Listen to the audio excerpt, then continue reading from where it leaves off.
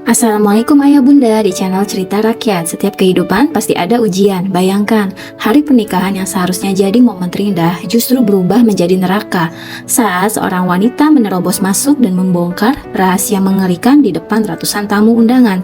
Gain pengantin berubah jadi saksi aib. Sang wanita hanya bisa menangis karena ternyata dia mengandung anak dari kakak calon suaminya sendiri. Apakah cinta bisa tetap bertahan saat kepercayaan dihancurkan dari dalam keluarga sendiri? Namun sebelumnya, bagi yang beragama Islam, saya sarankan untuk menuliskan sholawat Nabi Muhammad agar kelak salawat ini menjadi saksi untuk mendapat syafaat di akhirat. Like dan subscribe ke channel ini ya. Sangat membantu kita untuk selalu bersyukur atas hidup ini. Namaku Siska. Aku gadis biasa, anak kedua dari 3 bersaudara.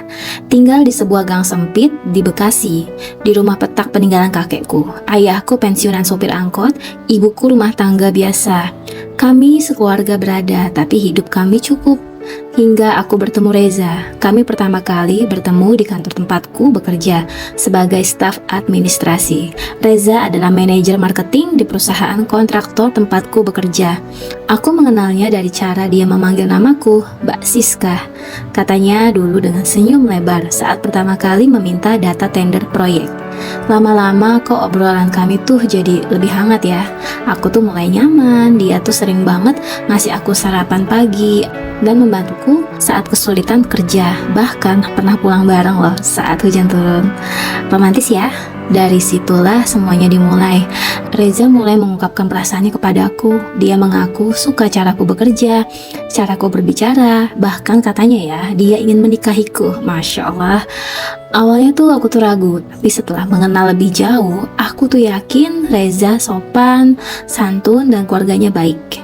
Bahkan saat ia membawaku ke rumah orang tuanya untuk dikenalkan, ibunya menyambutku dengan ramah dan ayahnya pun memberi restu.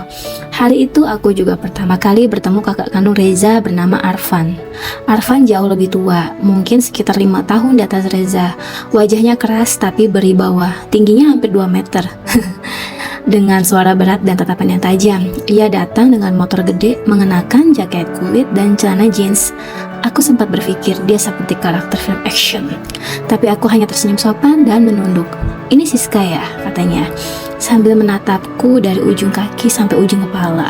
Aku menunduk pelan, tapi entah kenapa saat Arfan menyentuh tanganku untuk bersalaman, jantungku deg deg deg deg, rasanya aneh, sangat aneh. "Reza beruntung bisa dapat kamu," katanya Arfan. Aku langsung nunduk malu ya. Hari itu pun berlalu tanpa kecurigaan. Aku tetap mencintai Reza seperti biasa. Dia memperlakukanku seperti putri. Kami jalan bareng, makan malam bersama, dan mulai merancang pernikahan. Semua keluarga kami menyambut dengan bahagia. Tapi rupanya takdir menanamkan benih godaan sejak hari itu. Beberapa minggu setelah lamaran, Reza sibuk bolak-balik proyek di luar kota. Dia meminta bantuanku mengurus beberapa persiapan pernikahan seperti fitting baju, dekorasi, undangan, dan makanan.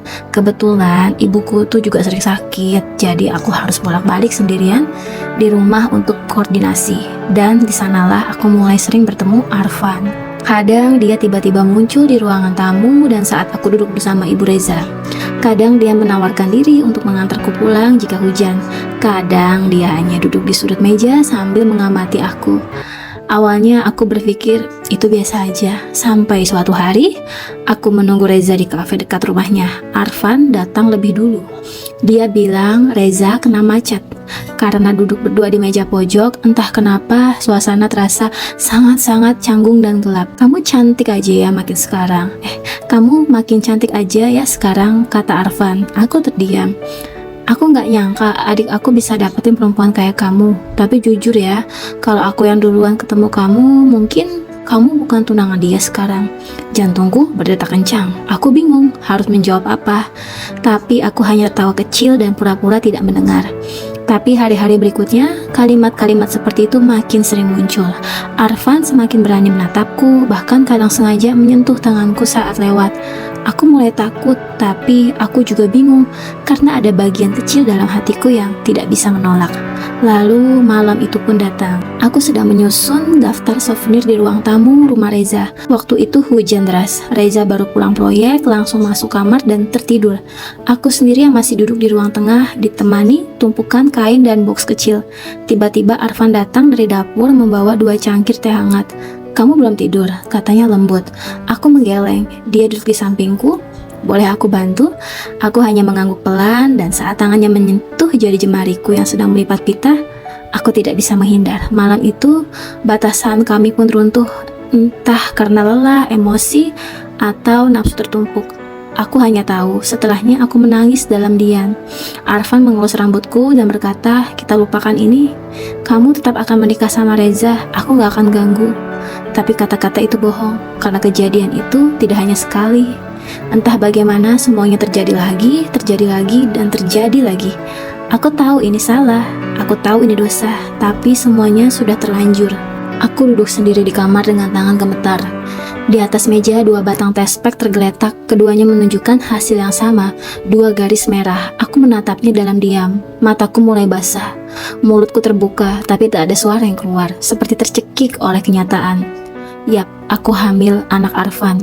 Tanganku menyentuh perutku yang masih datar. Aku tahu pasti ini bukan anak Reza, karena selama kami pacaran, Reza selalu menjaga jarak. Dia tipe laki-laki yang menghormati batas. Bahkan saat aku menginap di rumahnya, dia tidur di kamar terpisah. Dan satu-satunya laki-laki yang pernah menyentuhku. Air mataku jatuh, aku terisak Arfan. Namanya muncul di kepalaku. Wajahnya, tatapannya, suaranya saat membisikkan rayuan di malam-malam dosa itu, semuanya berputar dalam ingatan. Aku panik, tak tahu harus bagaimana. "Ya Allah, aku harus bagaimana?" bisuku pelan. Aku takut jika orang tuaku tahu, takut jika Reza tahu, takut jika keluarga besarnya tahu. Ini bukan tentang hanya aib, ini tentang kehancuran 2 keluarga. Dan yang paling kutakutkan jika anak ini lahir tanpa pernah tahu siapa ayahnya. Hari-hari berikutnya terasa seperti neraka. Aku muntah setiap hari, mual-mual datang pagi-pagi. Tubuhku lemas, tapi aku harus tetap tersenyum, pura-pura bahagia, karena hari pernikahanku semakin dekat. Undangan sudah tersebar, gedung sudah dipesan, gaun pengantin sudah dijahit. Semua orang menunggu hari bahagia itu, tapi aku menangis diam-diam setiap malam. Akhirnya aku memberanikan diri menghubungi Arfan. Aku meminta bertemu, hanya berdua. Kami bertemu di sebuah tempat makan kecil yang sepi di sudut kota. Saat aku menatap wajahnya, aku tak tahu harus marah atau pasrah. "Aku hamil," kataku pelan. Arfan terdiam, matanya langsung menatapku tajam, lalu menunduk. "Hamil? Dari aku?" Aku mengangguk. Tak ada suara lain selain suara sendok dari meja lain yang jauh. Dia menghela napas panjang. "Berapa bulan?" "Hampir 2." Arfan menyandarkan punggungnya ke kursi. Dia menutup wajahnya dengan lama. "Aku gak siap," katanya pelan. Aku terdiam. Bibirku bergetar, tapi aku tak heran. Aku tahu ini akan menjadi reaksinya. Aku gak bisa bilang ke Reza. Aku gak bisa bilang ke orang tua, tapi aku juga gak bisa bohong terus, kataku sambil menggigit bibir agar tidak menangis di tempat umum. "Apa kamu mau aku nikahin kamu? Batalin nikah sama Reza?" Lalu aku mendongak. "Lalu bilang apa keluarga kamu? Bilang aku hamil, anak kakaknya sendiri." Kami saling diam. Sampai akhirnya Arfan bicara lagi. "Kita rahasiakan ini, sis, sampai anak itu lahir. Biar aku bantu sembunyikan. Setelah kamu nikah sama Reza, kita pelan-pelan pikirkan cara terbaik." Kata-katanya seperti racun, tapi aku yang menelannya. Mungkin karena aku terlalu lemah, terlalu takut, atau terlalu bodoh. Akhirnya aku mengangguk, "Tapi jangan biarkan Reza tahu." Arfan mengangguk pelan, tapi wajahnya tidak menunjukkan rasa tanggung jawab. Entah kenapa, untuk pertama kalinya aku melihatnya seperti pengecut. Setiap hari, sejak hari itu, aku berusaha menutupi kehamilanku dengan berbagai cara. Aku pakai baju longgar, aku pura-pura sedang diet, aku hindari makanan berminyak agar alasan mualku bisa masuk akal. Ibu Reza sempat curiga, "Kamu sakit? Kok pucet terus?" Aku hanya tersenyum. "Mungkin kecapean, Tante. Siapa nikahnya banyak." Tiap kali Reza memelukku, aku merasa bersalah. Setiap kali dia bicara soal anak kelak, aku merasa seperti penipu. Dan setiap aku sholat, aku menangis lebih lama dari biasanya. Aku berdoa agar semuanya tidak terbongkar. Aku hanya ingin mulai hidup normal, menikah. Lalu entah bagaimana, aku akan katakan bahwa anak ini lahir prematur. Aku tahu itu dosa, tapi siapa yang akan percaya jika aku bicara jujur? Hari-hari berjalan, Reza tetap manis, tetap perhatian. Tapi entah kenapa, Arfan mulai menjauh. Dia jarang membalas pesanku, jarang muncul di rumah.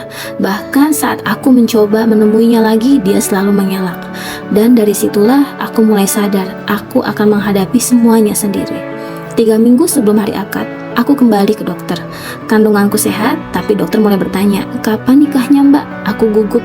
Sebulan lagi dok, berarti nanti pas nikah usia kandungannya udah masuk 3 bulan ya? Pastikan jangan terlalu lelah ya, aku mengangguk.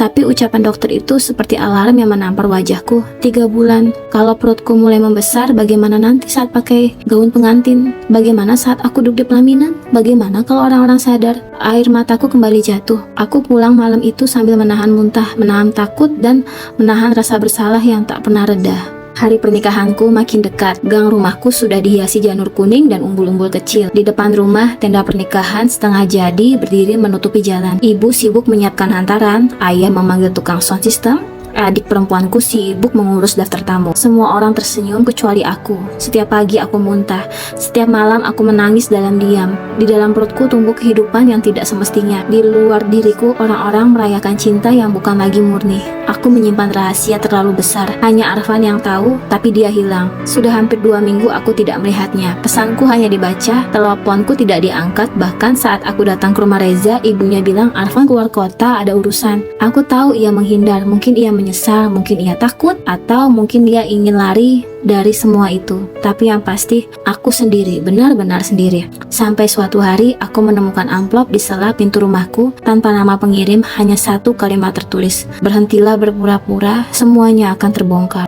Jantungku seperti berhenti berdetak. Tanganku gemetar saat memegang kertas itu. Siapa yang mengirimi? Siapa yang tahu? Aku buru-buru sobek surat itu dan membakarnya di dapur belakang. Tapi sejak saat itu, aku hidup dalam ketakutan. Aku mulai merasa diawasi. Setiap orang kulihat seperti tahu rahasiaku. Paranoid menghantuiku. Bahkan ketika Ibu Reza datang membawa kue untuk ibuku, aku mendadak ingin muntah. Bukan karena kehamilan, tapi karena rasa bersalah yang sudah menumpuk seperti gunung. Sayang, kamu capek ya? Kamu pucat, kata Reza sambil mengelus kepalaku. Aku mengangguk pelan, menahan air mata. Kadang aku ingin berteriak, kadang aku ingin kabur, tapi semuanya sudah terlalu jauh. Kami tinggal menghitung hari, undangan sudah disebar ke ratusan orang. Jika aku membatalkannya, keluargaku akan hancur. Dan jika aku tetap menikah, aku akan hidup dalam dusta selamanya. Suatu malam, 5 hari sebelum akad, aku menginap lagi di rumah Reza karena ada sesi terakhir untuk gladi resik. Dekorasi sudah hampir rampung, gaunku sudah digantung di kamar.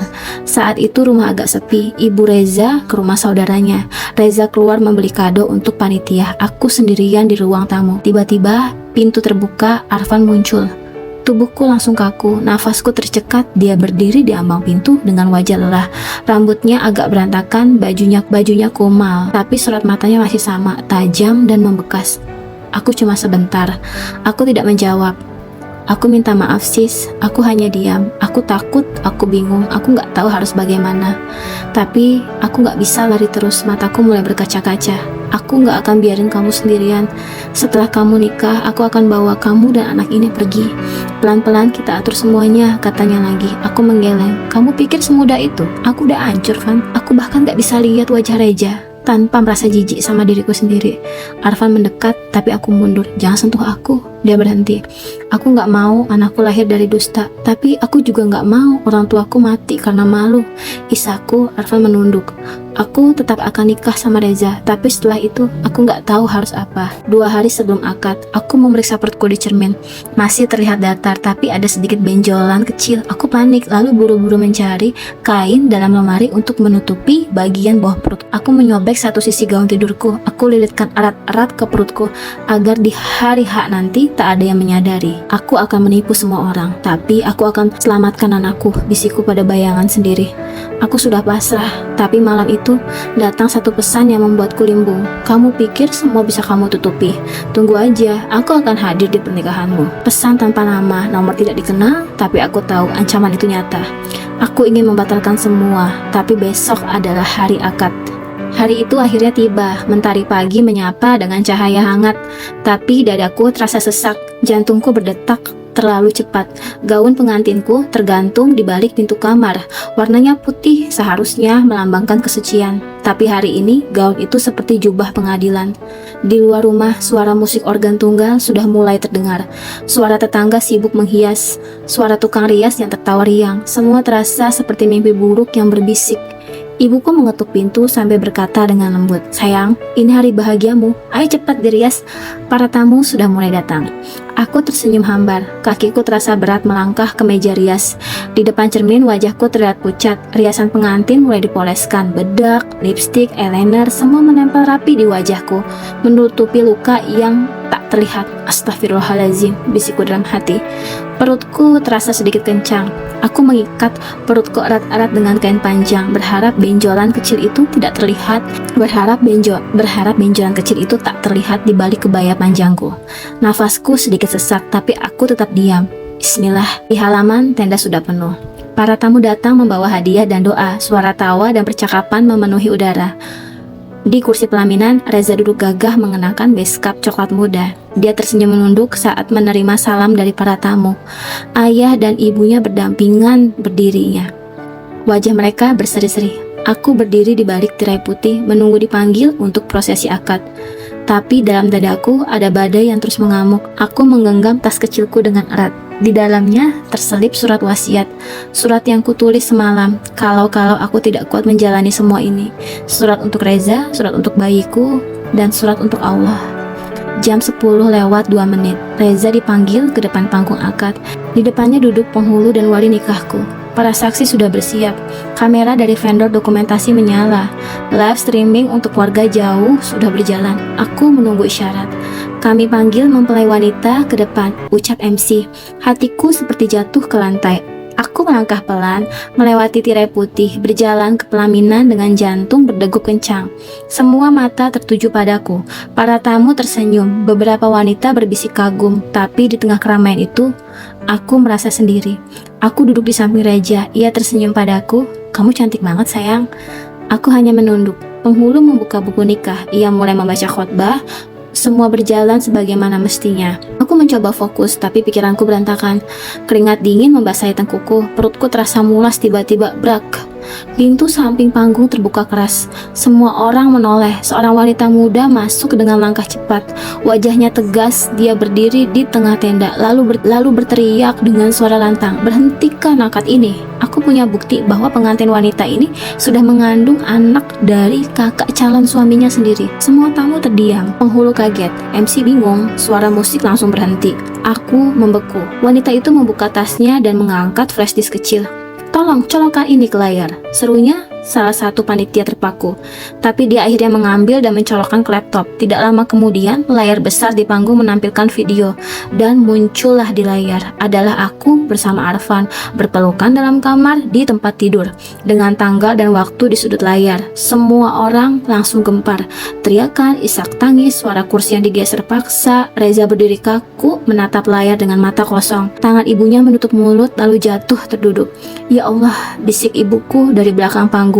Suaranya bergetar. Aku terdiam, tidak mampu berkata apa-apa. Seseorang menarik mikrofon dan berkata, "Ini memalukan. Ini pernikahan atau sandiwara?" Beberapa tamu pergi, beberapa merekam. Suasana berubah menjadi kekacauan. Reza menatapku, wajahnya pucat, bibirnya bergetar. "Kamu hamil anak Arfan," bisiknya. Aku tidak menjawab. Air mataku jatuh tanpa suara. Lalu terdengar suara keras dari belakang. Arfan muncul. Dia berlari ke panggung, langsung berdiri di depan Reza. "Jangan salahkan Siska, ini salahku. Aku yang mulai, aku yang bodoh." Reza langsung mendorong Arfan. "Kamu kakak aku. Kenapa kamu hianati aku?" Arfan terhuyung ke belakang, semua mata tertuju pada kami. Dan di tengah keramaian itu, aku berdiri menatap semua orang lalu berkata, "Aku memang berdosa, tapi aku tidak pernah berniat menyakiti siapapun. Aku hanya ingin anakku hidup. Aku hanya ingin bertahan meski harus berdiri dalam aib ini." Lalu aku menangis terlalu keras hingga tubuhku gemetar. Penghulu menutup buku nikah, acara dibubarkan, janur kuning dibiarkan layu. Semua orang pulang tanpa ucapan selamat. Hari yang seharusnya jadi hari bahagiaku berubah jadi hari yang paling memalukan dalam hidupku. Aku duduk sendiri di panggung pelaminan yang kini sunyi. Gaun pengantin putihku basah oleh air mata. Make up yang tadi rapi kini luntur di lantai. Kelopak bunga berserakan, lampu panggung masih menyala terang. Tapi tak ada yang senyum bahagia. Tak ada lagi musik, tak ada lagi ucapan selamat. Hanya suara kursi dikembalikan, tenda dibongkar, dan bisikan para tetangga yang terus membakar telinga. Aku ingin pingsan, ingin lenyap, tapi aku tetap duduk memegangnya perutku yang terasa berdenyut. Anak ini tidak bersalah, dia hanya takdir yang datang dari dosa. Di belakangku, ibu menangis. Ayah diam berdiri dengan mata tertunduk, terlalu malu untuk menatap siapapun. Aku mendengar suara Reza di belakang panggung berteriak kepada Arfan, "Kamu itu kakak aku, Van. Aku percaya kamu lebih dari siapapun, tapi ternyata kamu rebut tunangan aku sendiri." Arfan tidak membela diri. Ia hanya diam, menahan tamparan dari Reza dan kata-kata umpatan dari keluarganya. "Aku gak bisa maafin kamu bukan kakakku lagi," teriak Reza sebelum akhirnya pergi meninggalkan semua. Malam itu rumahku sepi.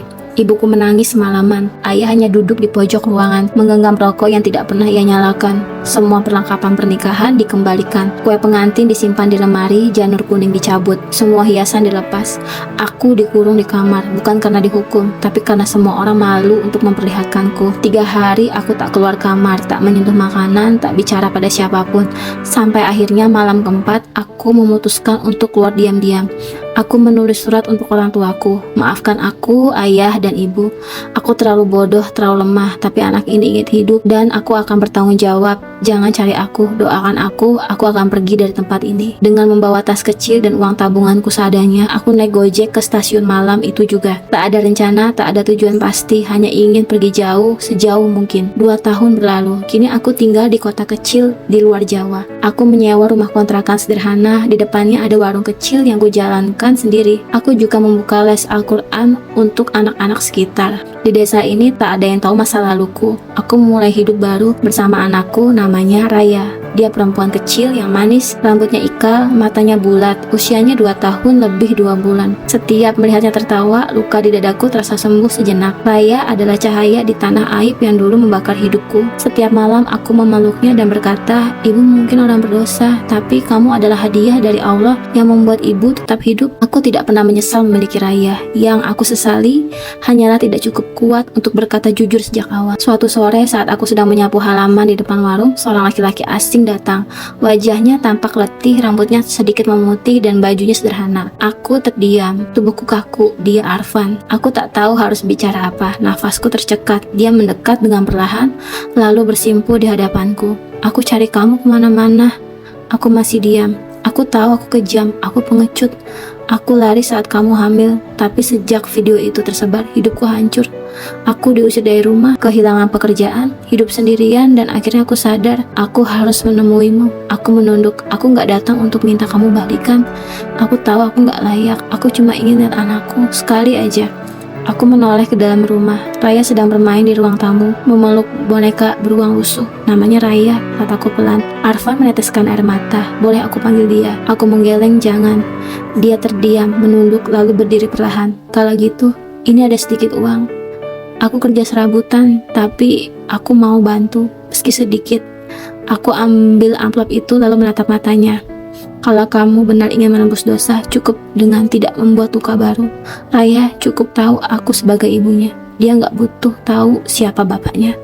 Arfan mengangguk, lalu melangkah pergi perlahan, meninggalkan aku dan semua masa lalu yang pernah kami bakar bersama. Malam itu, aku duduk di depan rumah memeluk Raya. Langit cerah, bintang-bintang bersinar, dan aku sadar, terkadang hidup tidak memberi kita pilihan yang bersih, tapi Allah selalu memberi kesempatan kedua untuk hati yang ingin berubah. Aku memang bukan wanita yang sempurna, tapi aku masih punya harapan yang kecil, tapi cukup untuk membuatku bangun setiap pagi dan berkata, "Alhamdulillah, aku masih bisa memperbaiki semuanya." Dan dari dalam rumah kecil itu, aku mulai menata hidup. Pelan-pelan dengan luka yang kini berubah jadi pelajaran, dan seorang anak kecil yang kupeluk dengan cinta tak bersyarat. Tamat. Pesan dan hikmah dari kisah ini, jangan pernah bermain-main dengan kepercayaan dan kesucian dalam sebuah hubungan. Dosa yang disembunyikan sekecil apapun akan selalu mencari jalan untuk terbongkar, bahkan di hari yang dianggap paling suci. Tapi sebesar apapun kesalahan kita, Allah tetap membuka pintu taubat bagi mereka yang sungguh-sungguh ingin kembali.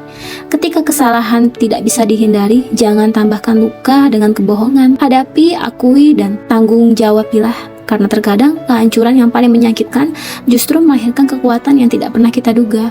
Dan untuk para perempuan di luar sana, jangan pernah mengorbankan kehormatanmu demi cinta yang keliru.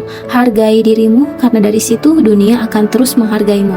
Terima kasih ya sudah mengikuti kisah penuh luka dan pengkhianatan ini sampai akhir. Jika kisah ini menyentuh hatimu atau membuatmu merenung sejenak tentang kehidupan dan cinta, bantu kami dengan menuliskan komentar dan membagikan hikmah yang kamu ambil dari cerita ini.